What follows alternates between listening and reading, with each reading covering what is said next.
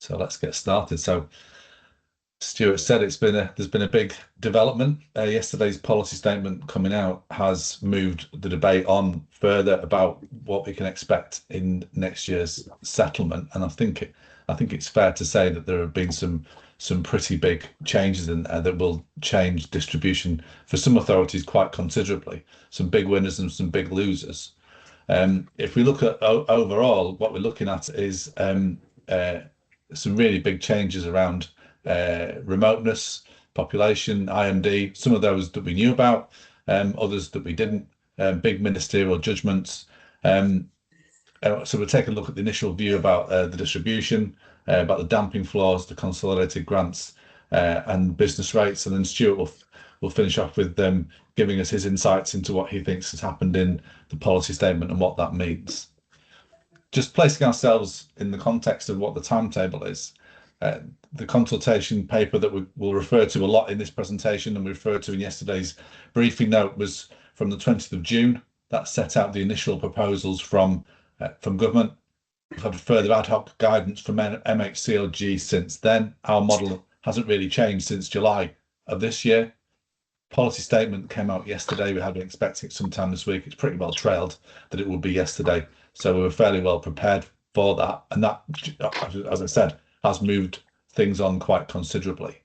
We're now looking ahead to the autumn budget this Wednesday coming, and then the provisional settlement, which is the first time we'll actually get formal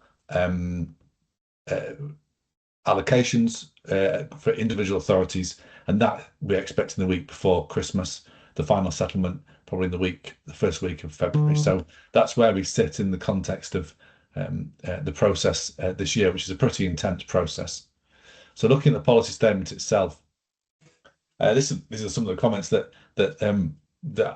I made in a presentation on Monday, in which were in LGC yesterday.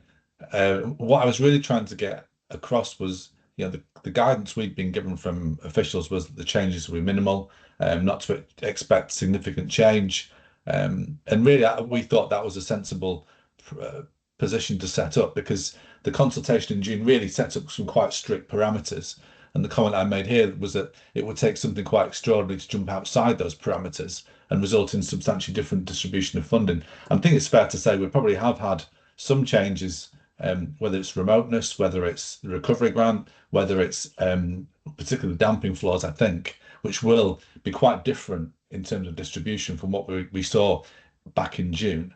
A range of ministerial judgments in particular, I think, will make some big impacts, as well as updating data around IMD, etc. Remoteness, I think, was one of those candidates we were fairly sure was going to be reduced, and it's been reduced probably more than, it's almost certainly more than we thought it would have been. So I think what we can say is that the indications that officials were giving the sector before the policy statement was, don't worry, not much change. But the reality is, I think it's been quite much more consequential than we might have expected. So the policy statement headlines, just run through them from the top. Using 2022 based subnational population projections, so not the mid-year 2024 population estimates that we had expected. They'd used 2023 estimates in the June consultation numbers in the RNFs that were published then. So this creates a more dynamic, forward-looking approach. Whether you like that or not, I'm not sure what the distributional impact is as yet. Using 2025 IMD and the new EDACI that comes from that in the children's formula, we had a look at that in quite some detail before the policy statement, looking at the movement, broadly shifting relative deprivation away from the Mets and towards London, and to some degree towards county areas as well.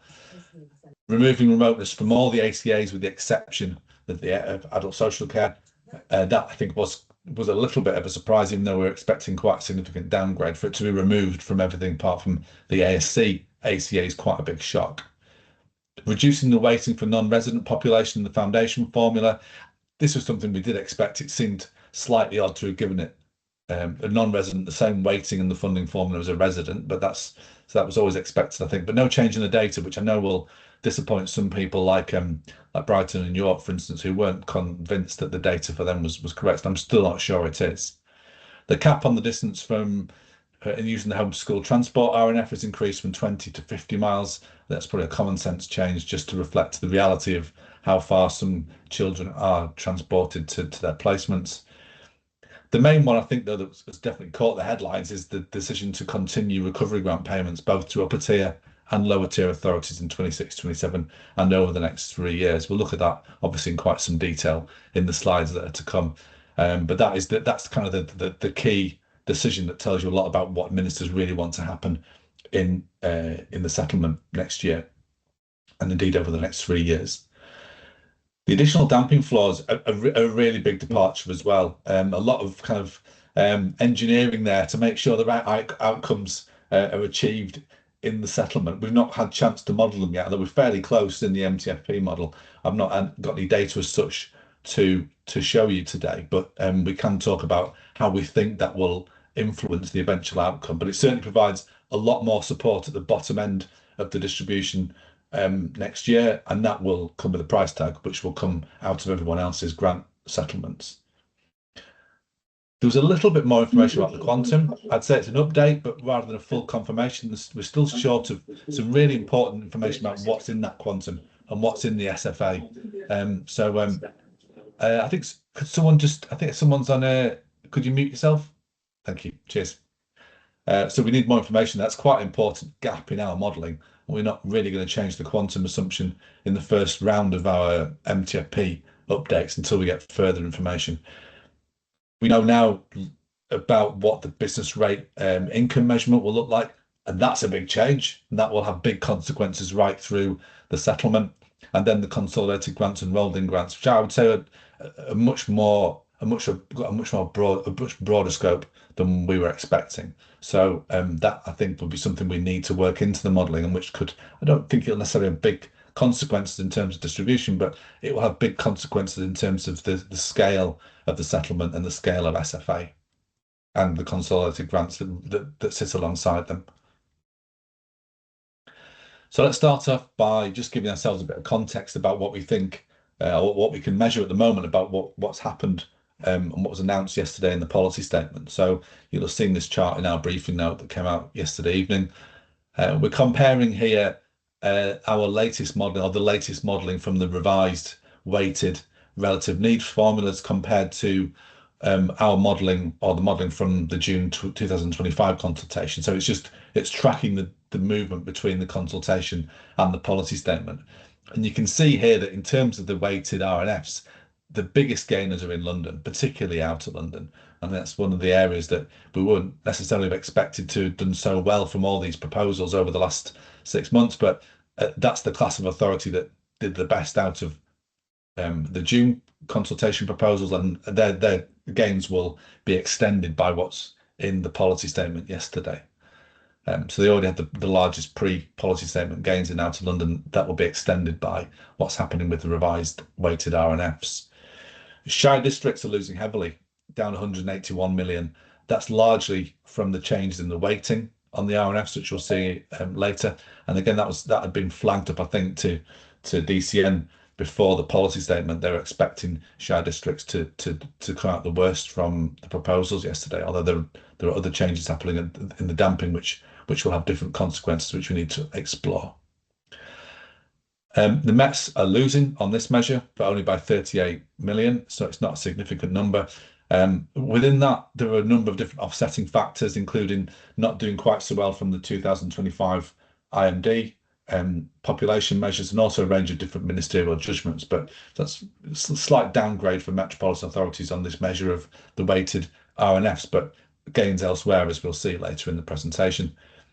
There's a split within the county authorities, which I think is really quite important in terms of the impact and where this lands politically. So Shire counties up by about 20 million. So a small increase for Shire counties as a result of the revised weighted RNFs. And I think a lot of that will have happened because of the increase in the weighting for the county share within the foundation formula. But if you look to the left of that, the classification I've used here, the county council network unitaries, or the county unitaries, as I sometimes refer to them as, losing quite significantly, down 195 million. And I think that is because of the change in the weighting or the removal of remoteness. So there's quite a split there within the county areas between county councils themselves and between the county unitaries. So there's quite important difference between those authorities. Small increases for both combined fire authorities and for metropolitan fire authorities as well. So that's kind of the broad shape of what's happened just when we look at revised weighted RNFs. Looking a bit more widely and trying to draw in all the other changes, so the changes in weighted RNF, the changes in resources adjustment, the changes, so resources deduction, as well as the changes in the recovery grant. So what we're doing here is comparing the gains and losses before the 3-year phasing. You recall there's that column in the SFA tab in our model where we estimate what the cash gains and losses are from all the proposals together.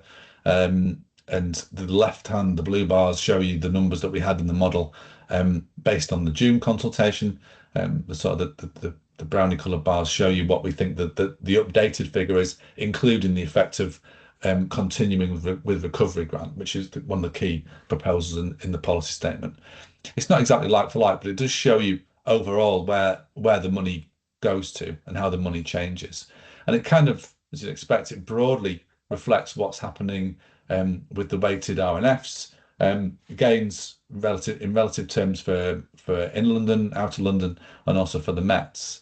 But some crucial things that are quite important. One is that even with the changes in weighted RNF, in London boroughs are still losing in cash terms, just not as much as they were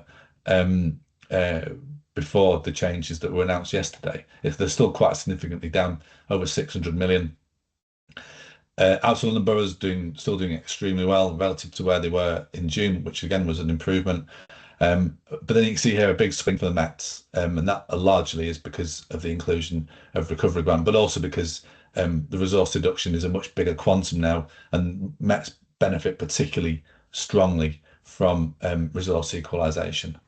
Then we look at Shire counties, and we can see there for Shire counties that there's a small increase in their gains, a small increase there up from 50 to 110 million.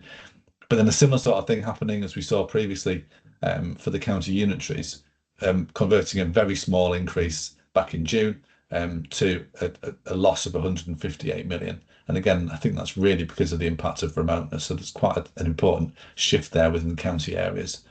For Shire districts, similar sort of thing flowing through from the weighted RNFs into Shire districts. A surprisingly large number of Shire districts did get and do continue to get recovery grant, but the numbers were pretty small. So it doesn't offset particularly the losses from the weighted RNFs. But what's important is that this is the pre-damping numbers. It's before the 3-year phasing. It's before the new damping floors. And I think what we're going to see when we're able to model the effect of those floors is a further change in the shape of the settlement. So I think what we'll see is that the cash losses in London will probably be converted into, if not cash gains, then much smaller cash losses. And I think a further improvement in relative terms for metropolitan authorities as well.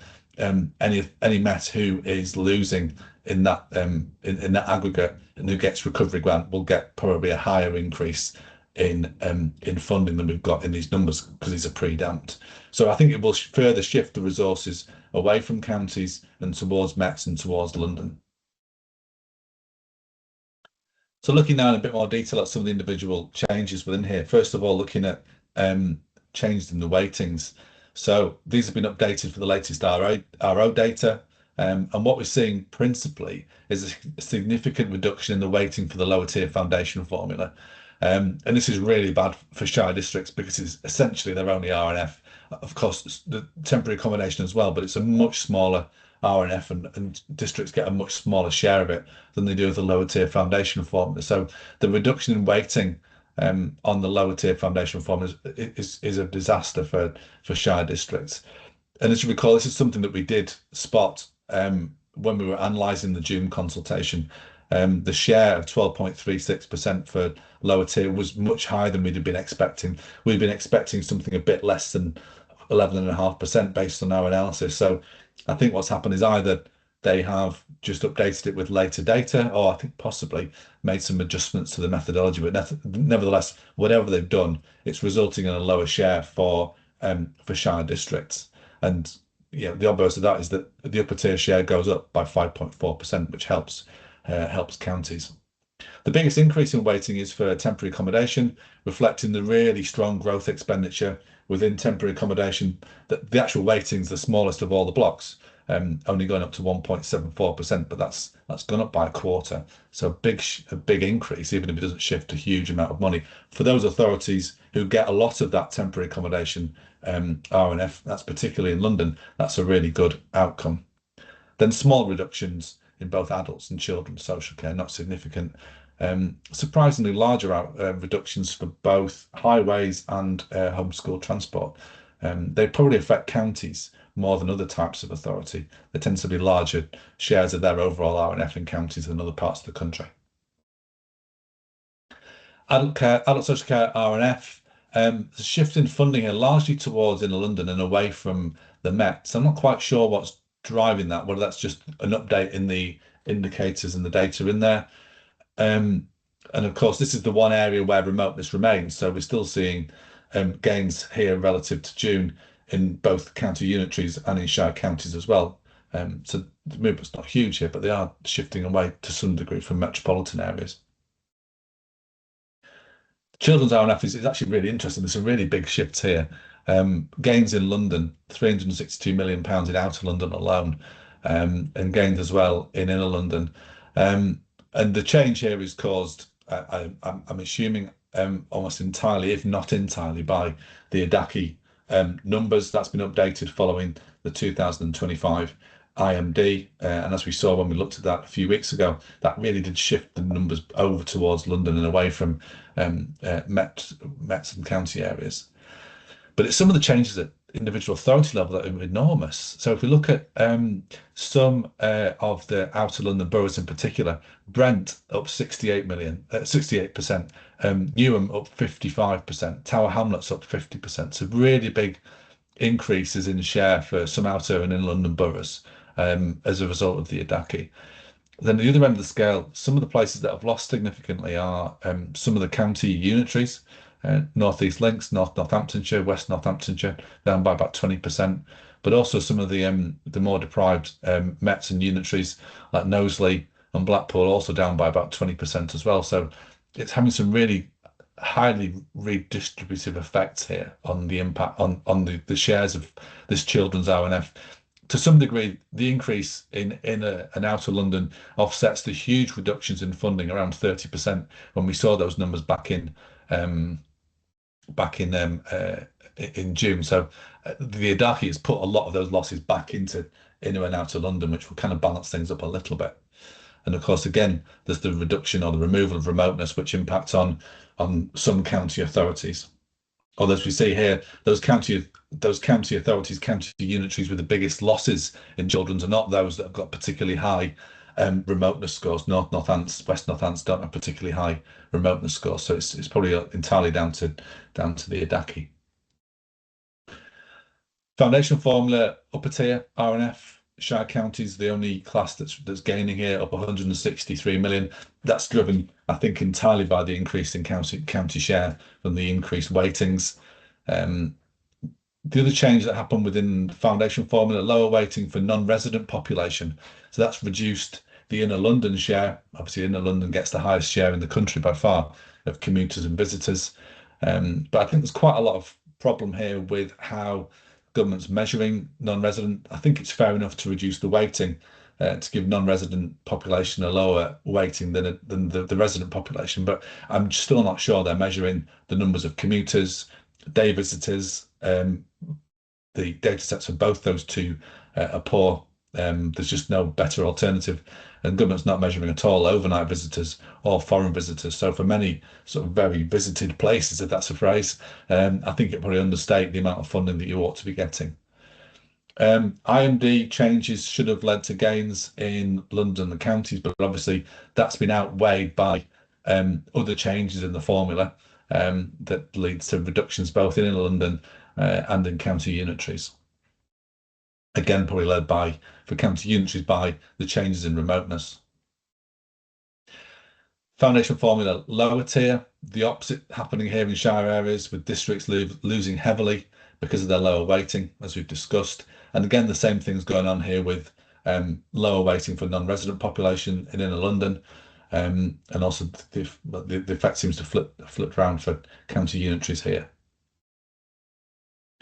Homeschool transport, the main change here that's been announced is the cap on journey distance has been increased from 20 miles to 50 miles. I think that made sense because most county areas or larger authorities that were sparser geographies were reporting that a lot of their journeys were way over 20 miles. I think North Yorkshire said at least 25% of their journeys were over 20 miles. So I think reasonably that does reflect the reality of the kind of distances that children are being transported for homeschool transport. But it does mean that there are some big-ish, not huge increases, but there are increases here in the whole homeschool transport RNF for both county unitaries and for shire counties. Remoteness hasn't been removed from the homeschool transport ACA because they forgot to put it in June. So there's no negative impact here of removing remoteness from homeschool transport ACA. It was never in and it still is not in. Okay, so then we've got the changes to move from population estimates to population projections. So they're using the 2022 based subnational population projections. I think to some degree it's a shame that the base they're using is 2022 rather than 2024, so it's a little bit more out of date than the estimates we had expected them to use. And also the projections are based on past trends, and given that some of that crosses over with the pandemic, I don't know how robust they are, but nevertheless, that's what government's gone for. They want to use projections because they're seeing as being more dynamic. So you'll have seen that we now have 3-year runs of RNFs which use the population projections over the next 3 years. We've not yet had a chance to analyse how the 2022 population projections compare with the mid-2024 estimates, which we had expected to be used. We'll do that over the next week or so to see what the impact is. But there's a reasonable argument for using population projections. The other side of it, though, is that they aren't updating the tax base and using tax-based projections within the resource adjustment. Normally we expect both population projections and tax-based projections to be used, but they're only using population projections now. So that makes the distribution a little bit more lopsided and will slightly benefit those higher growth authorities and also authorities in the southeast of England in particular, where tax-based levels are higher. Okay, now moving on to some of the more controversial issues, starting off with remoteness. As we said, it's been removed from all the ACAs with the exception of adult social care. I think it's worth saying that, and it's something, a point I made in the briefing note, which is that there is a strong theoretical case based on economic theory for there to be a remoteness adjustment within the ACA. Now, theoretical doesn't mean to say that it's not real. It just means that it's based on economic theory. So there was a good case for it being in there. The key issue here was, though, that the weighting couldn't be derived from data, and something Stuart can tell us much more about because it was developed when he was at the department. So it inevitably would have to be based on judgment. And what MHCLG have said is that they've concluded that there is insufficient evidence to support that original weighting back in June. First of all, I think it's slightly odd to remove remoteness entirely from everything apart from ACA. I think there's probably a reasonable case for reducing the weighting and producing the evidence to do that. I think excluding it entirely, I think probably steps a bit too much outside what the economic theory said and also what they said in the original consultation. And I think there'll be some pressure on MHCLG to share that evidence and to share their conclusions and how they arrived at it. So I think there needs to be a bit more transparency, a bit more pressure on MHCLG to justify why they've done it and what they've done, what the basis was. Was there really only evidence in ASC and not in the other areas? We'd like to see a bit more on that. In terms of working out the impacts on individual authorities, it's not easy. Difficult to replicate the ACAs. The new ACA factors, certainly as of yesterday evening, hadn't been published. And as I said, it wasn't possible to recreate the ACAs previously anyway. So we've had to use proxies to try and work out what the impact has been of removing remoteness from the formula. So on the right, I've just done it for upper tier authorities, because for lower tier authorities, for districts, it's much harder because there's been such a big change in RNF as a result of the weighting. So I've ranked upper tier authorities by remoteness. So Isle of Wight had the highest remoteness score, followed by Cornwall, Westmoreland, then Herefordshire. On the right-hand side of the chart, these were our gains, our estimates of the gains from the new ACA that was proposed in the June consultation. So we were estimating that the new ACA delivered about £74 million of gain to Cornwall, about £16 million of gain to the Isle of Wight, about £26 million of gain to Westmoreland and Furness. On the left-hand side of the chart is the change in the weighted RNF in cash terms between June and the policy statement. And what you can see there quite clearly is that there's quite a strong correlation between the gains from the old ACA, or the new ACA as proposed in June, and the losses in weighted RNF that we saw yesterday as well. So you can see there, the Isle of Wight, we thought they were gaining £16 million from the new ACA. We see them now losing £16 million from the new weighted RNF. It's not quite such a direct correlation with Cornwall. We thought they were gaining 74 from the new ACA. We see them losing £37 million from the weighted RNFs. Pretty good correlation there for Westmoreland and Furness, and for most of the other authorities, particularly the upper tier ones. So the unitary authorities. It's slightly different for some of the Shire counties, Devon and Norfolk in particular. We see Devon, they gained a lot from the ACA in June, 31 million, but we see them gaining 8.8 million from the new weighted RNF. So I suspect there are other things going on there. Similarly for Norfolk as well. And I think the issue there is the weightings for Shire counties have had quite a big masking effect there. Whereas for unitary authorities, rural unitary authorities, it is the remoteness that really comes through in their numbers. Now moving on to the other controversial issue, which is about the recovery grant, the decision that it will continue to be paid to both upper tier and lower tier authorities. It was a little bit ambiguous in the text yesterday, but that was confirmed on the MHCLG call later on yesterday, paid to both upper tier and lower tier authorities. There'll be no change in the distribution or the methodology. It's effectively whatever you got this year, you'll get next year, and for each of the next 3 years. So as just to remind ourselves, that was comparing your share of the IMD 2019 with your share of the tax base, with a cap of 3% of core spending power, and the iterative process to get to determine what your allocation was. So that continues.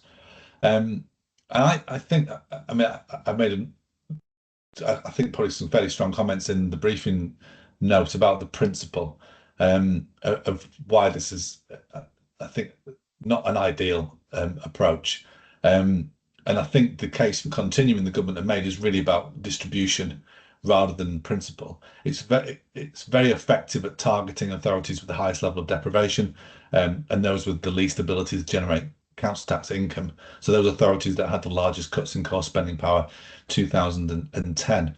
And I think part of the problem was that those authorities that received recovery grant in the current year expected, and not unreasonably expected, to gain from the Fair Funding Review 2.0. And that was not the case for all. And that was very misleading, I think, for those authorities. And that's, I think, the reason why for those authorities the expectations were dashed, really. And that's why I think that why ministers have had to reach for the recovery grant to help them out to deliver the distribution that they want.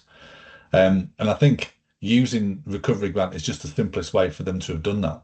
It resolves the outcome that they need. But as I said, this is at the expense of undermining the purity of the Fair Funding Review. So we spent a whole decade developing a Fair Funding Review with a whole set of detailed and sophisticated formulas.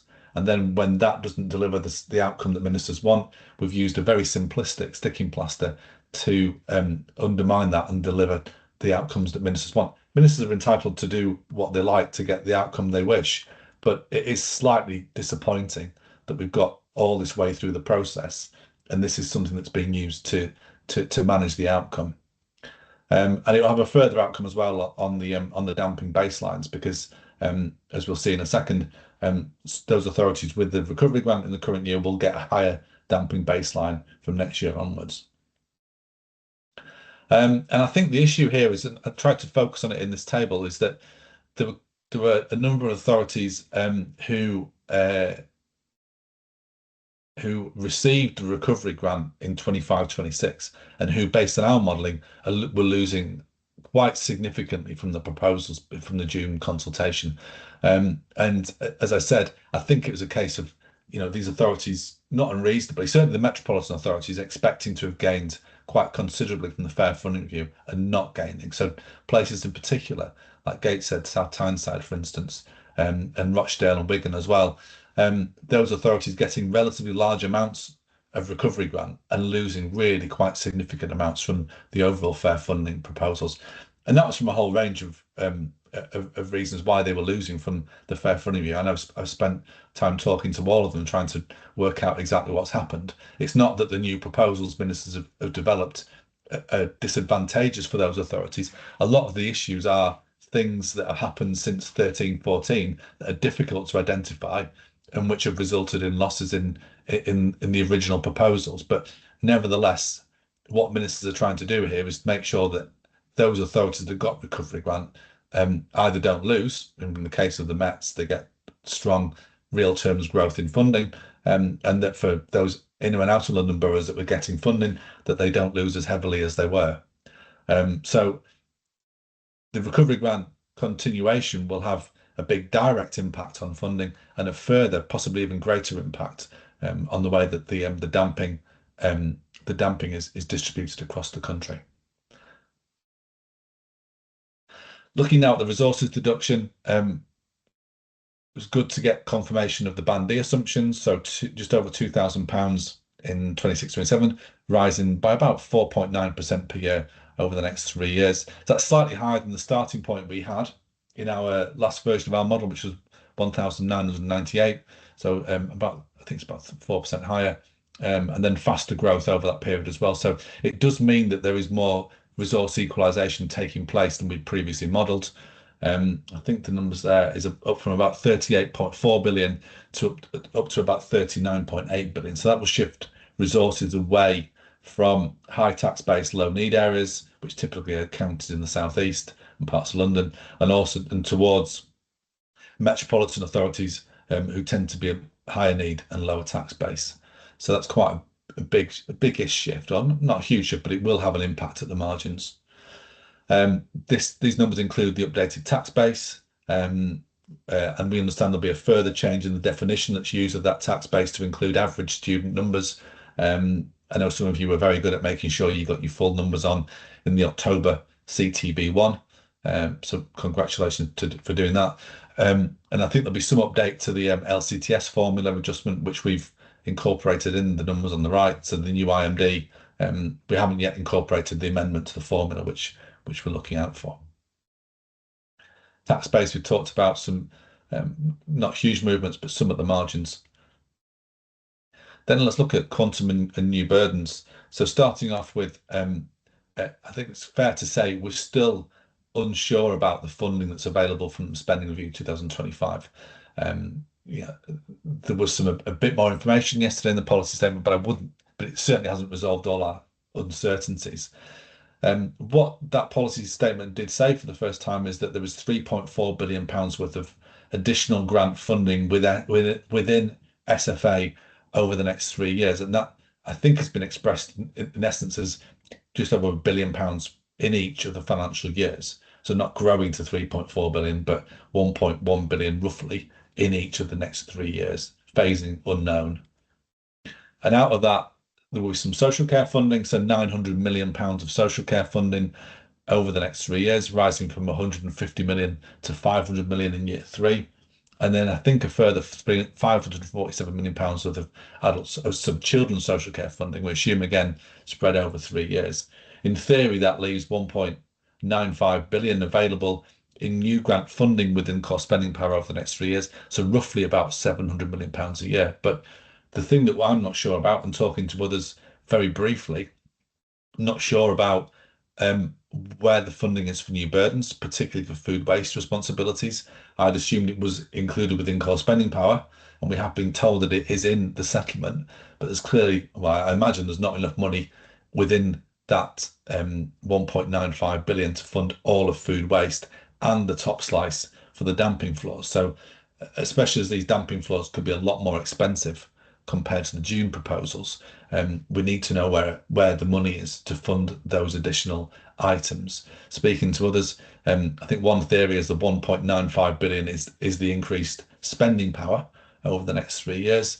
The new burdens and the top slice are funded from elsewhere within the department's settlement. So there's more to work out there. For the first iterations of the new model over the next few days, I won't be changing the assumptions on quantum, and I'll be assuming that all the funding for food waste responsibilities and all the funding for the top slice for the damping floors is included within the line you can see there on the right, rising to 2.3 billion pounds by year 3. We'll keep pressing on that and we'll update when we know more, but for now I'm going to keep that assumption as it was previously. The damping floors, a really big departure, something very different from what we had last time. So in June we had a very simple cash flat floor for everybody, apart from those who were losing the most, who would have got either a -5 or a -7% floor in year 1, and then cash flat in years 2 and 3. We've now got much more nuance, a little bit more engineering here to get the right results in the right places. First one, and the most eye-catching one, upper tier authorities in receipt of recovery grant in the current year, so excluding shire districts. These authorities will get at least real terms protection, and what we're told is that will actually be an increase of a minimum of 5% year 1, 6% year 2, and 7% year 3. At least that's my reading of the policy statement. That's what I'm going to model later today. And damping payments will be capped at £35 million over the 3 years. So that's going to cut in quite significantly for some authorities, particularly for some inner London boroughs where the losses are particularly large and that are being damped. And then real terms protection for fire authorities, all of fire authorities, based on the GDP deflator. Then we've got a whole range of different criteria here for whether you qualify for different types of floor. So cash protection for any authority who is less than 15% above their funding target in 26-27. So we'll just look at the difference between the forecast share of funding in 26-27 and the current share of funding. We need to find out a bit more exactly about how that works, but we will have a methodology within our model straight away to show how we think that will work. So that's cash terms, cash flat over the next 3 years. Then upper tier authorities that are more than 15% above the funding target and have a low band D, i.e. below the median, they will only get 95% protection, i.e. we assume a -5% floor in 26-27 and then cash flat in the following 2 years. And similarly for lower tier for shire districts, any authority greater than 15% above funding target, again, we'll get that 95% protection, but no additional qualification there with low band D. I think what's really important though, and is a big difference, is the interaction with the new business rate retention income measurement, which we'll talk about in a second. That increases the starting baseline for lots of authorities. Certainly increases the starting baseline for any pilot authority if they're in receipt of any damping payment next year, and particularly for very high growth shire district councils who are in pools. Their assumed income will be much higher than I'd anticipated, and as a result, their damping starting point will be much higher and the damping payments higher too. A much wider scope for the rolled-in grants than previously indicated, and some quite useful information there about what the grants are, what the values are, some rolling into SFA, others included within the new consolidated grants. Just reading through, I think typically most of the distributions will, where they roll into SFA, the new distributions will use the new fair funding assessment. I think there's only very few grants that will roll in and use their existing distributions. And there's quite a few that are new to the settlement, and will use the new FFAs as well. So I think we'll see some quite big distributional changes on those, potentially on those grants.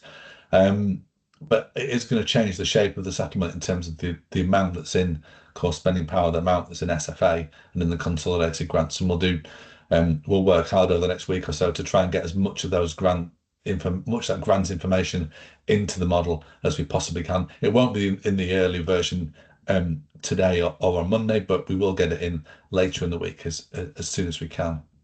And also the value of the business rate roll-in is a bit higher than we thought as well, based, as we had already, on the 25-26 NNDR1, but it will include pilot gains and pooling gains, as well as cap compensation. So there's a much bigger roll-in. There's a bigger roll-in than we're expecting, about 300 or 400 million pounds more than we'd expected.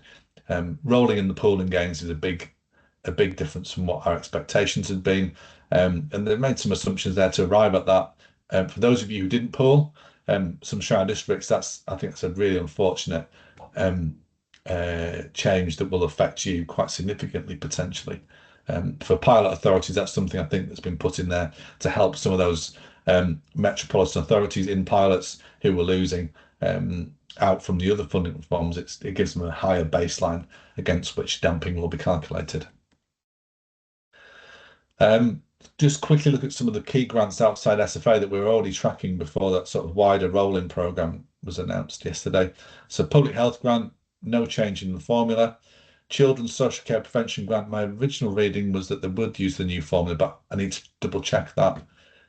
Local authority better care grant, I'm assuming that does roll in using the new FFA, but you will pool it on the basis of your old 25-26 allocation. So in other words, there's no change in the amount that you pool with the NHS. Homelessness prevention grant, using the new formula, but I'm not sure we've got proper exemplifications of that as yet, but I have got those exemplifications in the model already. So just to sort of conclude on that, there's a broader range of grants that will be rolled in either to SFA or into the consolidated grants that were outlined in the policy statement, and we will update the MFTP model as soon as we can to show you the full range of these grants and how they kind of like give you the overall core spending power and spending power figures. Just finally, before I hand over to Stuart, just looking at the business rate retention scheme changes. Levy rates and thresholds in our previous briefing, I've updated the model. More recently, new safety net thresholds, 100% in 26-27, 97% in 27-28, and then down to the current level of 92.5 in 28-29. Pilots will remain at their current level of 97% from 27-28 onwards. They'll have 100% as well in 26-27. So government recognising that there is more uncertainty from the new system and the change in the system in the next 2 years in particular, revaluation, the reset, and the new multipliers, and just giving you a bit more certainty so that you know that you will be at least at baseline in 26-27 and 27-28. A bit more security there. Cap compensation, confirming what we already knew really, was that the cap compensation scheme as we know it today stops, and all the cap compensation funding rolls into SFA to be redistributed, but there will be a new cap compensation scheme starting again in 26-27 if government decides to not fully index any of the multipliers from 26-27 onwards. And I'm sure that is what's going to happen. We'll hear about that on Wednesday. I'm sure some of those multipliers are going to be frozen, especially for the smaller businesses. So I imagine we'll have a new round of cap compensation in the new model. The business rates pool deadline is the 24th of November. Talking to most people, I've not come across anyone yet who is doing a pool. But if you are doing a pool and you're happy to share that in the chat, please do so. That might give other people a bit of inspiration. And we're still waiting for information about pilots. I'm assuming that will be in the budget. But generally, our guidance on budgeting is the starting point is that you've got no above baseline growth as at the 1st of April. And given that the safety net is 100%, you will at least be at baseline in 2026-27. Then finally, you'll have seen the spreadsheet that's gone around. I've imported that spreadsheet into the MTFP model, and you'll see that flowing through. Essentially, what they've done is something similar to our original numbers. They started off with non-domestic rating income from the 25-26 NNDR1. They've made some adjustments to make sure that any income from designated areas, renewable energy, and the cost of collection doesn't go into the income measurement for business rates to go into the SFA system. That continues, so it remains outside. But as I said, they have used a more expansive definition of business rate income, so it includes all the cap compensation payments, it includes all the pooling gains, and all the 100% enhanced retention pilot gains. So there's more income in that measure than we were anticipating. So it just results in a higher starting point for many authorities, especially those with pools and pilots. And that is going to be a modelling challenge, because in our model to date, we haven't modelled the impact of pools. We do pilots, but not pools. So for some authorities, when I did an initial look at the model yesterday afternoon, the post-damped resources for some authorities in 26-27, even though they're losing significantly from the reforms, was higher than they are in 25-26. This is for places like North West Leicestershire, where when you add back the pooling gains, you get an income starting point that's higher than the numbers that are in our existing model. So there are going to be some modelling challenges there about incorporating that new business rate income measure. It doesn't affect many authorities, but particularly for high growth shire district councils that are in pools, that will be quite a significant challenge to overcome, and we'll try and do that as well as we can in the modelling. Okay, we're waiting for bespoke settlements, and I think the next slide. Yeah, over to Stuart. Over to you, Stuart. Hello, everyone. Thank you very much for inviting me back to speak to you this afternoon. 268 participants, including no less than 5 Adrians, and even 3 Stuarts is something of a record. That dates us what all, I thought Stuart. we might do, yes, feeling at home. What I thought we might do in the next 10 minutes or so is look at the issues arising from yesterday's announcement, just from a slightly different perspective to the one that Adrian has covered in his usual barnstorming session. So what we're going to do is we're going to look at where we were. We're going to look at what just happened, and then what's next. So where we were. June saw the main policy consultation on the Fair Funding Review, and there was, of course, lots of information in that document, but it fell short of where I think everybody wanted to be. In particular, there were no allocations of pound notes in that document, and that remains the case, particularly on issues around the overall quantum of resources and how it will be deployed, and also on the transition arrangements, which remain very, very challenging for Adrian and other experts to work out. There is a sense in all this that the department is delaying decisions till the last minute, and keeping its options open, in order to launch it in the provisional settlement over the Christmas period in a short consultation. Maybe I'm being suspicious in that, but there is a sense of retaining information in this throughout this process. Certainly, they decided to update data and use the latest, best, and most up-to-date data in most cases, and not to freeze the data, which they could have done. They could have frozen data at an earlier point, and given you more notice for budget setting, and for service transformation processes that flow from that. They've also changed ministers as they've gone through, and it's interesting to speculate whether some of the changes that we've seen since June are actually as a result of a different view on the issues than the ministers at the time took. I'm going to say that the outcome of the June consultation, as far as we could work it out, was, I think, certainly from the perspective of the department, a reasonably balanced outcome. And I know that's controversial and difficult to hear in some quarters, but you might describe it as spreading the misery across the country in a relatively balanced fashion. And you can understand why it was. There are real constraints on this whole process and constraints on changes from this point in. First of all, there is less money than anyone would like. Second of all, there's significant problems of financial resilience across the country. And also the principles that were set out for the process in terms of transparency, simplicity, using the most up-to-date data, and proceeding in an evidence-based fashion in the analysis that you did and the use of the best formulas that you could come up with, actually limit the scope for maneuver in ways we will come back to later on.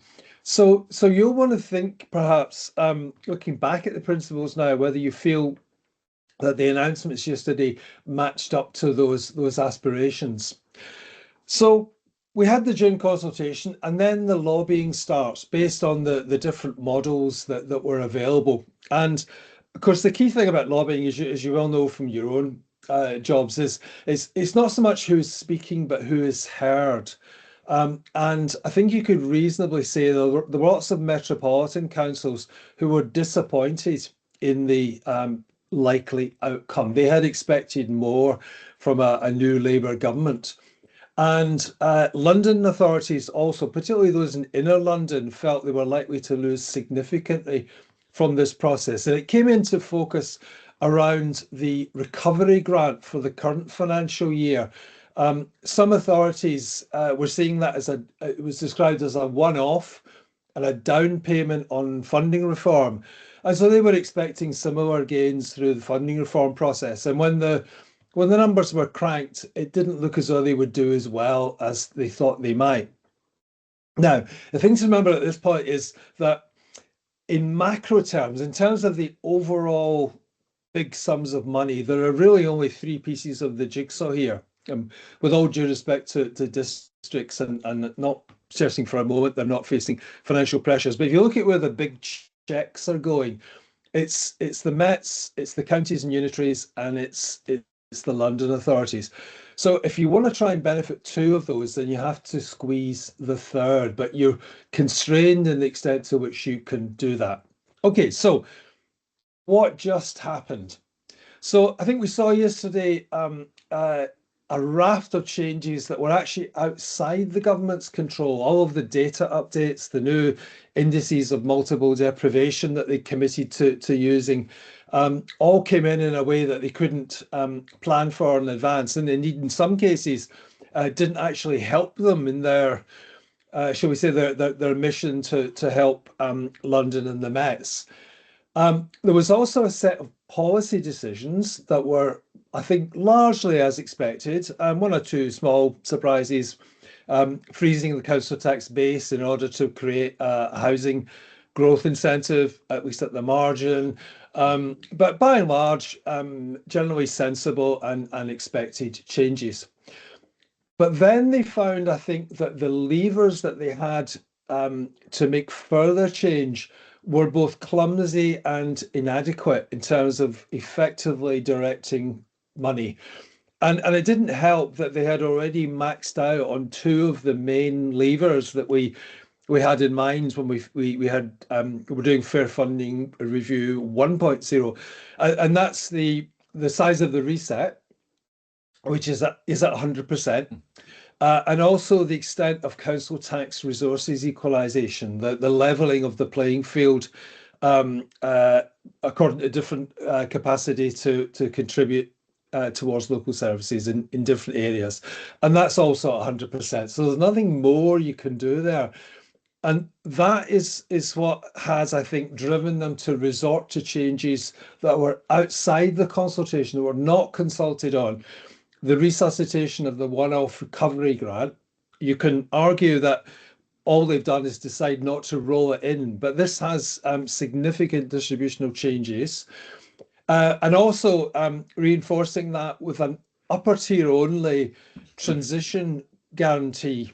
So an extra plank to the transition process, which is very favourable to upper tier transition grant recipients. And there's a couple of quotes from the IFS from their on the day announcement that I think are worth having a quick look at. The IFS, we as we know, highly qualified, very well respected think tank, but they have a special role here in that they were hired to be the peer reviewers of the process, and their report was published yesterday alongside the other material. It's clear when they did the report, they were unaware of this transition grant, recovery grant change and the transition change that was made alongside it. And what they've said is the government has also announced several changes which will benefit a particular set of councils. It is difficult to see a principled basis for these decisions other than to achieve an overall allocation more in line with government's subjective judgment. So that's not great from your peer reviewers. But what I think I'm going to be a little bit fairer to the government. What I think they're trying to do is they set up a fair funding review, which was going to use the latest and best data and the best formulas and the money that was available today to use that money in the most efficient and effective way for the coming financial year. But they then began to think that they wanted to do something, shall we say, to atone for sins of the past. And that's a completely different perspective on the issue. That's not how the Fair Funding Review was conceived in the June consultation and before. And it requires a wholly different approach. But the problem with this approach is that it is very difficult to arrive at the amount of money that you need to use to do that. It's difficult to know the timescale over which you would measure that disadvantage from the past. And it's also very difficult to work out what distribution of funds are required to meet those needs. And the government has provided no evidence on any of those fronts. All they've done is simply roll forward the allocations from last year, which also means, of course, that they're using the old IMD to do so. So they've got a mix of IMDs in the settlement allocations, which is very curious. Another thing that's worth giving a name check to is the changes over remoteness in the area cost adjustment that accounts for the different costs of delivery across the country. As Adrian says, there's a strong economic theoretical case for this. We know that it happens, for example, in the tender exercises for services in remote areas. They're likely to get fewer tenders and more expensive tenders. But we lack the evidence to know how to weight this. And the IFS, in the peer review that was published yesterday, made a number of very sensible comments about finding better evidence for the future. But the government, I think, has gone beyond that and has decided that there is no basis to include this for anything other than adult social care. So they've reduced the weighting that they were using in the June consultation to 0 across the board, apart from in adult social care.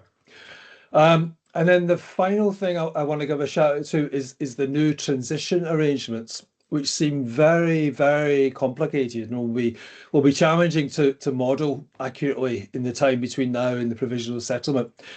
The thing I struggle with for these is what is the policy justification? Each of the interventions doesn't seem unsensible on their own, but standing back from it, what is it that you're trying to achieve here?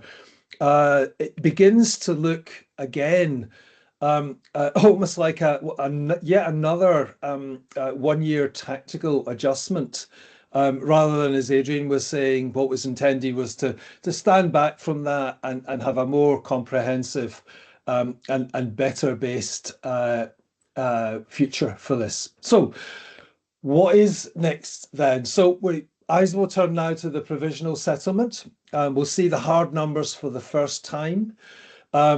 We'll hope there are no errors, but the number of figures that we'll publish will be substantial, and the underlying data set is absolutely enormous. This is a very back-end loaded process, a very heavily laden process, and there will be the usual short consultation over the Christmas period. In terms of timing, recess is on the 18th of December. The budget on the 26th of November limits the point at which we can see the provisional settlement, because there's a lot of securing final policy agreement and doing quality assurance that requires to take place thereafter.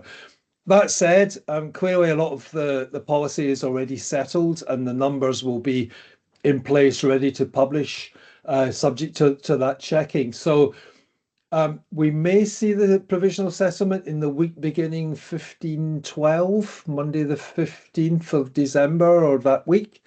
On the other hand, Baroness Taylor was quoted recently as saying that the government will be trying its best to get things out before then. And that will work its way through to the final settlement in February as usual. One final thought. This is going to be the largest, most ambitious and most consequential settlement since at least 1314. And it culminates, of course, in a must-win vote in February for the government to make the system of local government finance function. They need to win that vote. But also, of course, in the current political climate, they will wish to have a smooth passage. So even if they have the numbers to win the vote, they won't want lots of fights with their backbenchers along the way. So the judgment now is whether they think they've done sufficient to secure that. Thank you. That's brilliant. Thanks. Thank you very much, Stuart. And I think one of the things that struck me yesterday, actually, it feels like there's an awful lot to do between now and the provisional. And so thanks everyone for coming along. That's the end of the slides. We will have the recording up on the website, but now opening it up to people for comment and discussion. I think, Tony, did you have your hand up earlier on? Well, it was an accident earlier on. Oh, Can you hear sorry. me? Well, no, but I mean, Make a point. Yeah. Having said that, I mean, at first, brilliant, and I can't say how much we are all in your debt, Adrian, for managing to do this in the way you have and have before. I think it's an extraordinary artifact of this whole process that we have to rely on Pixel and others externally to do this analysis, because if it didn't take place, nobody could really comment on any of it. And I think that's a pretty personal view. You'd have to nod at this. I think that's pretty bad the way that it's been done like that. There are Stuart, brilliant analysis. All I'd say is you were too kind. I mean, there are such a large number of changes and impacts, especially as it was said there wouldn't be such a large number. I mean, it's just remarkable how many changes there are, and they in turn tell us something about the degree of judgment and arbitrariness in all of this. No wonder the IFS feel that what's happened at the latter part of this process doesn't really pass muster, because it just tells us how arbitrary so much of it is, and that is a problem. It's supposed to be it can't be a purely objective system, but it's a system that is supposed to rely as far as possible on objective measures of spending need or relative spending need, and to come up with the formula accordingly. And now we've had a massive display of how much judgment there is in the system. One other thought, I don't know if you'll know more about this now, the Telegraph is reporting that, and I know this has come up before, that ministers are open to councils that are doing least well out of all of this to apply for higher council tax increases. So that kind of tells us something else, that at some level the government obviously started with the idea of trying to push up council taxes in some parts of the country, particularly in London, as an article of policy, and kind of worked backwards from that, and that's made this whole process even more complicated than it otherwise would have been. And I suppose the final thing to say is that the reason, and Stuart's absolutely right for why it's so difficult, but it's sort of also difficult because for many councils, they're spending less today than they were 15 years ago. So trying to redistribute money when there isn't much, as you said, Stuart, but also against the backdrop of, in this case, in fact, it will be taking money away from some councils which are already spending less than they were 15 years ago. Yeah. Okay, and that is a truly remarkable thing to be trying to do. And you know, the last cherry on this particular trifle really is the fact that we now understand that the budget may announce an increase in council tax for some bands, and that money will go straight to the Treasury. So some people are going to find themselves facing significantly increased council taxes, possibly twice, and spending reductions. And of course, all the extra money will go to the Treasury. So it sort of shows beyond argument that council tax is no longer really a local tax at all. It's simply a product of government setting it and assuming councils put it up and then taking away their funding till the numbers come out with the spending power in total they want. And that's a long way from where local government started even quite recently. So it's an extraordinary package, and I think it will, you know, we will see how it all turns out from here on. Not brilliantly, I suspect. Yeah, yeah. Tony, one other thing though is, I mean, we can get quite annoyed about some of the kind of late changes and doing things that haven't been drawn from the data and the evidence, but it's kind of a feature of every settlement, isn't it? Or certainly of every kind of big change in resources. There's always something that kind of comes in towards the end where ministers say, well, we followed the evidence and it hasn't quite given us the answer we want. Would you say that there's always something of that? And if so, is this a bit worse than normal, or is it not quite as bad as normal? In fairness to the government, having been a bit not kind, I mean, they are trying to catch up with, you know, a decade and a half or more in some ways of, you know, new data and new way of calculating need. And in a sense, it's not their fault that it was delayed so much. So, you know, that's the kind of thing you can say to the current government.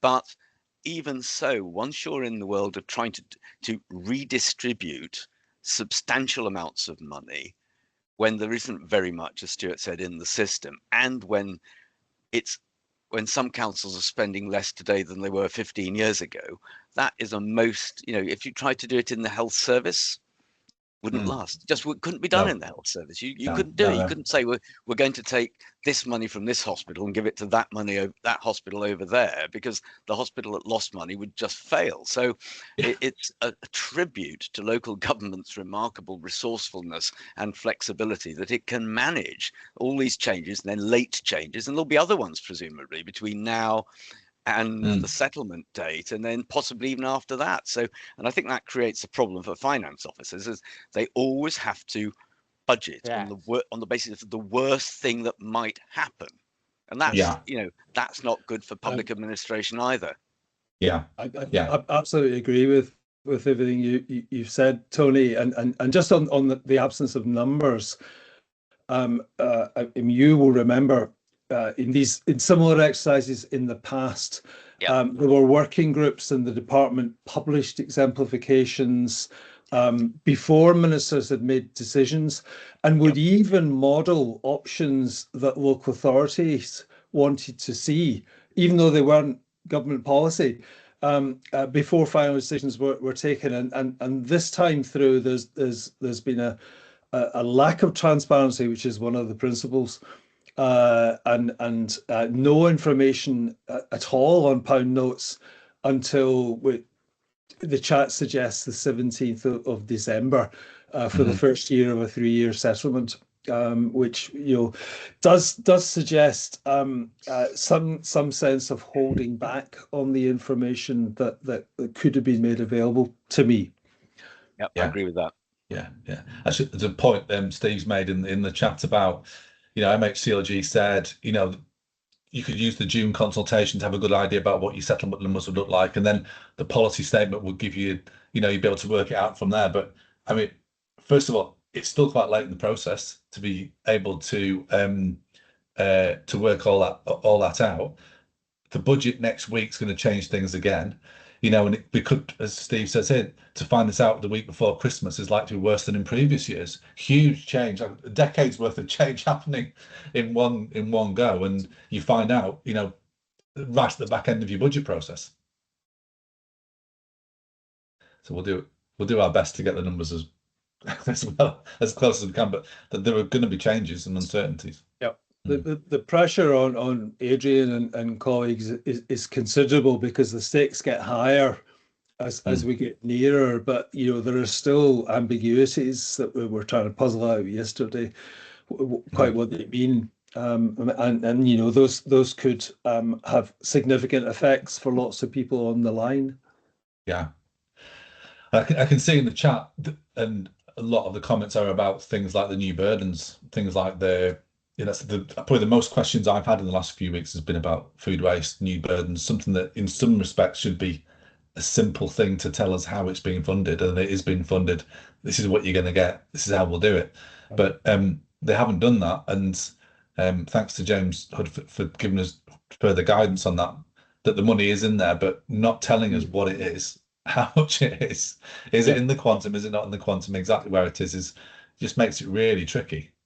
That touches on another point, which is different from how this exercise may have been done in the past, is that the underlying system is so much more complicated now, particularly with the advent of business rates retention in 2013-14.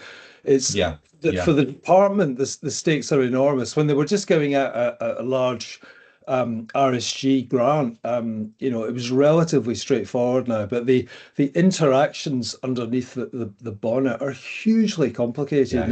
It's very, very difficult to avoid errors in the coming weeks. Yeah, good luck. I do feel a little bit sorry for the analysts and the teams who are putting this together. The business rate team have been very good at sharing with us and getting feedback. I know Caroline at LGF has done a lot of work trying to just feedback about the business rate measurement numbers, which has been excellent. So hopefully that will work. But that side of it, as you say, Stuart, is so complicated. The interaction between two extremely complicated systems is a real challenge. Yeah, let's see. I mean, I think there could be some more kind of roadblocks thrown out our way from the autumn budget next week. And I've heard different explanations for what those new council tax bands would look like. That was it just a straight doubling of bands G and H? Does it include bands F as well? Does it include a revaluation of everyone within those 2 or 3 bands? In which case it doesn't hit for another 2 or 3 years. And the mechanism for getting that money back out from local government to the Treasury, I think you could do it through the settlement, but it means recasting all these figures again with different assumptions around resources deductions and the amount of grant in the system and all the rest of it. I think that's the sort of change you might want to make when you're amending a steady state system, not while you're making all these other changes as well. And also, will there be changes to business rates tax on businesses that have knock-on effects for local authorities? So we've seen that before in the balance of interest there. It's the business sector prevails, and the changes to the system are made, you know, for their benefit, but the knock-on effects for local authorities in terms of complexity and sometimes revenue are considerable. And I just come in again. I mean, I don't want to dominate, but I mean, what this all shows beyond argument is that changes to council tax and changes to business rates and who pays them and how they're used, so the way the money is raised and the amount councils get, are completely disconnected now. They're completely unrelated. In fact, you could, as a simplifying device, looking at your figures, Adrian, you could see that in effect, what's going to happen is that council tax is going to go up by 5% for everybody for 3 years. And that money is in effect put in a pool and then redistributed. That's almost what's going on from your numbers. And that's not, you know, council tax has effectively ceased to be any form of local tax. It's just part of a sort of grant distribution process. And the business rate's even less easy to understand. And the same for business rates retention, where the money is reallocated across the country, and it's fairly clear that the current ministers, while they may not have the legislative time to scrap the business rates retention system, are certainly doing everything they can to change the balance between incentives on the one hand and needs on the other. So there's going to be a full reset this time round. I suspect we'll see commitments to regular resets in the future every 3 years. So the kind of inside the system and in other ways as well, the emphasis is on relative needs and using the money in that way rather than on the incentives through the business rate system. Yeah, and the point you made earlier, Tony, about the Band D as well, that's a clear signal, isn't it, in the way those damping floors are constructed. Yeah, that there is a lower damping floor for those authorities who are both above 15% of their target and have low Band D. It's effectively saying, well, you get less money, but you know what? If you're minded to make up the gap with your own council tax, then over to you. yeah. Yeah. And clearly, some of this was always about trying to get a small number of councils to remove the embarrassment of a small number of councils having very low council taxes. That's been an implicit part of this whole process, weirdly. Yeah. It would have been so easy to have said that publicly and not have to make it part of this implied way of doing it through this enormous struggle, as if we wouldn't notice. Yeah. It's fairly obvious, isn't it, in the end? But it would be easier if it was just said. Same with a lot of this stuff. Actually, another comment here from David Stanley Cotswold about second homes premium, and that's one of the things that is good, is that at least they've kept the second homes premium outside, and I assume they always will do. But at the moment, it looks some of the numbers are moving around quite a lot as the numbers settle down and people, the billing authorities work out exactly who's paying. But the point David's making there is that on the one hand you're putting up council tax for people in the top bands. Is it just G and H? Is it F as well? But some of those people could also be paying a second home premium as well, and there won't be many tears shed. But it will mean that the top end of that distribution, people are paying potentially quite a lot more council tax. If you equalise because the second home premium is a discretionary local one. If you equalised it away, there'd be no reason for doing it. Everybody could just cut it. So it needs to stay outside. It needs to stay outside. I mean, of course, we're going to get tourism tax thrown into all of this, I hear, in the budget as well. That will add significantly to discussions about whether it's fair that some places get lots of it. Yeah. I think at some point we may need to move away from the idea that we don't just equalise everything all the time every year, and it's just easier to there needs to be some incentive effect there. But I think one of the issues might be that if there is more pressure on councils to increase council tax, but also there's a doubling or more of some of the upper bands, G and H in particular, we could find that some councils in the southeast of England are collecting more council tax than they're getting in SFA. And it's a point you mentioned before, I think, Tony, about at what point do we get the first council tax tariff, or is that just is that too much, and is that just resolved by just putting more resource into SFA, so that even though the council tax transfer is the same, it's not explicitly a transfer, it's just an implicit redistribution within the system. Once you start fiddling around with all of this, bad things fall out of the sky, because if you even many people would think doubling the council tax on Band H would be somehow a good thing, even though all the money will go to the Treasury. But the truth is, Band H was introduced in 1993 based on 1991 prices, and it included homes at the time which were worth £320,000 and £20 million in the same band, and it works at the other end as well. So doubling it for people who are oligarchic and have very large homes is perhaps going to be easy for them, but I'm not sure that for some people it'd be quite as easy. And of course there are social housing flats and houses in bands G and H.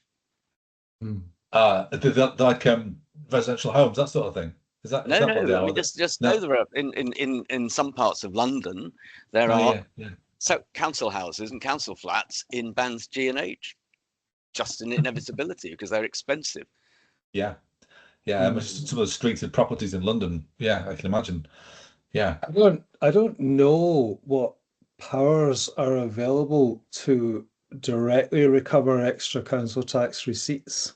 It's certainly not the way the legislation was originally set out. So yeah, something to watch for at the time of the budget, and that will have a bearing on the timescale that this can be implemented. yeah. Unless Maybe. they're in the business of reducing funds elsewhere Yeah. in compensation. Yeah. I think you're right, Stuart. I'm not sure there is that power to actually require the payment over of council tax, I'm sure it could be worked through the SFA settlement system just by putting in different assumptions around tax base. But yeah, if we've got 3-year numbers, that's are they going to dig them up again? It's hard. Yeah, Yep. yeah. I see Martin's put some comment there about a mansion tax, 0.5% or 1% of value. Yeah, there could be some quite big numbers there. Well, I mean, the Scottish government, the Scots and Welsh governments are each consulting at the moment on a potential 12-band system with different ratios between the top and bottom band, which is another way of doing it. So, and it's only a matter of time before a government sets up a commission or inquiry to push it off into the future, so they can say they've got an inquiry looking at it. Yeah, that's a very Starmer. That's a very Starmer solution. I feel that's definite. Yeah. Okay. Any more questions? Anything else to put in the chat that we've missed? Dave. Yeah. Hi. I suppose my one question, everything you said, what are the chances of this unraveling and them having to do something simple or even relaxing the power to set a balanced budget for 1 year? I don't know. What do you think the chances are of that? I mean, you've got to assume, Dave, that they've got the actual settlement process under control, and that they can model something that actually at least delivers a set of numbers. But I suppose what your point is as well is that what about if somebody gets a settlement they weren't expecting the week before Christmas and just said that's I can't do that. I don't know about that. I can't see them relaxing that. I think you just need to be EFS, whatever that looks like. But I mean, I can't see them relaxing any requirements. Yeah. I mean, You're not putting your hand up, Dave, are you? The stakes are very, very high. I mean, even if there are unexpected effects from the provisional, then it's quite easy for a damaging row to develop, even if the settlement isn't at risk of being passed. Significant numbers of Labour backbench MPs complaining is not something the government will want to see. So it's an open question about whether whatever is published on, shall we say, the 17th, whether that actually sticks through to February. And then there's a whole kind of I mean, it'll stick as a minimum. I don't think anybody will get less than they get on the 17th, but we've seen situations before with smaller changes where extra funds have been required to smooth the passage.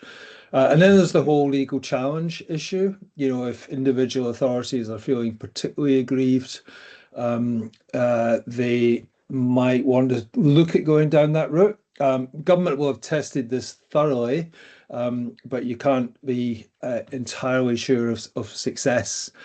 And then there's the whole point that what comes forward in December is actually in legal terms a 1-year settlement. Years 2 and 3 are indicative allocations. They're promises by the government, minimum allocations, if you like. So we'll come back to the whole thing in a year's time about how it hasn't been a success over the past year, and how more money is required or further changes and redistribution are necessary. So as Tony says, this is it's a hugely difficult job unpicking. I think it's 7 1-year tactical settlements and substantial reductions in resources over the past 10 to 15 years. That's a lot of weight even before you start looking at the technicalities here, and so catching that up in one go is going to be really challenging to make it hold. Yeah. And I think going back to the point Stuart made right at the beginning of his presentation, and Tony as well, that some councils may not have seen any modelling. I know a lot of councils subscribe to us or to LGF, but some may not have seen anything. They may have just thought, oh, well, that looks okay for us. I'm sure we'll be fine. And then see numbers in December that are a real shock, potentially. Whether that's a good idea or not, that's always a risk. Yep. We always said to pull this off, you needed two things. One was a substantial majority, and the other was lots of money. And I think they certainly haven't got the latter of those, and even the former in the current climate looks less secure than it perhaps did 6 months ago. Yeah, that's great. Okay, well, I think we're probably reached the end of the session. Thanks to everyone for coming along. I think it is a record attendance, so thank you for that. It's been great. I will get the slides on the website immediately after this. I'll get the recording on the website on Monday, and I will do my best to get a good cut of the model on the website before close of play today, with a further proper update on Monday after we're meeting London Councils, IFS, LGA, LG Futures to try and just true up all our assumptions, so that the version on Monday afternoon will be a good first draft. There we are. Thank you very much, and have a great weekend. See you soon. Well done, Thank Adrian. you. Well done, Bye Stuart. now. Bye. Cheers. Thank you. Thanks. Bye bye. Thank you.